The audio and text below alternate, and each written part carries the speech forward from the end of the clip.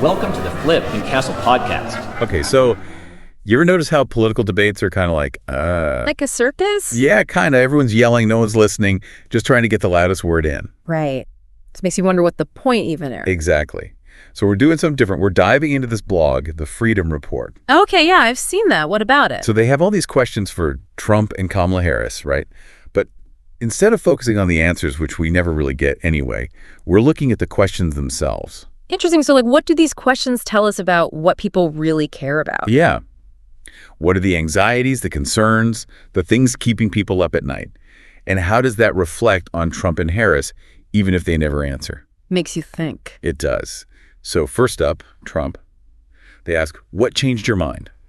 Because he said to Oprah years ago, wasn't he adamant he'd never run? Right. But here we are, third time's the charm. Yeah. So what shifted? What makes someone go from no way to put me back in, coach? It's like this weird dance between personal conviction and political ambition, right?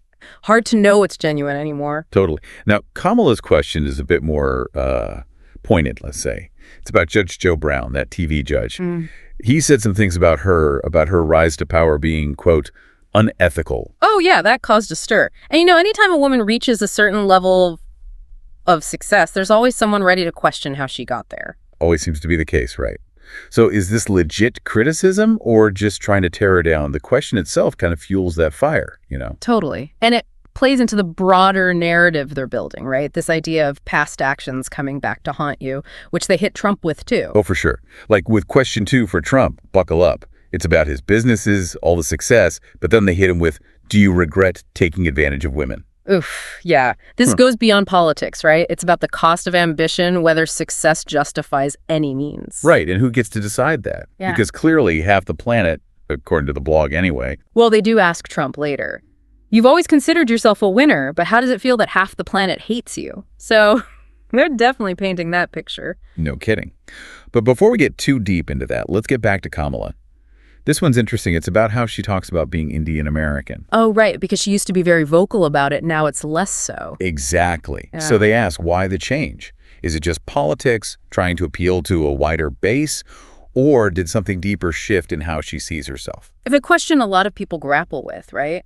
How much of our background do we emphasize, and when does it feel like we're playing a role? Especially in the public eye, where everyone's watching. For sure. It's a tough line to walk.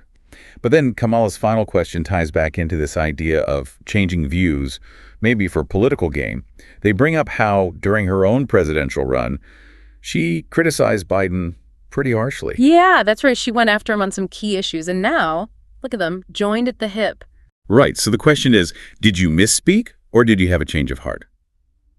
Basically, were you being sincere then, or are you being sincere now? It highlights how much power our words have and how easily they can be twisted or used against us later on. Especially in politics, right? But what I find fascinating about the Freedom Report and this whole question-centric approach is that it forces us to think beyond the answers. Totally. It's about the questions themselves, the anxieties they reveal, the values they expose. And whether Trump or Harris ever address these directly is almost beside the point. It's out there. The public is thinking about it. It's like holding a mirror up to society, even if the reflection isn't always flattering. Couldn't have said it better myself. So, to everyone listening, we want to hear from you. What questions are you asking about these candidates, about the issues, about the whole damn system? What keeps you up at night when it comes to politics? Because this isn't just some theoretical exercise. This is about our lives, our future. It's about engaging in a meaningful way, even if the answers feel far off sometimes. Exactly. So keep those questions coming. Keep digging for those answers. We'll be back next time to dive into something new. Thanks for listening.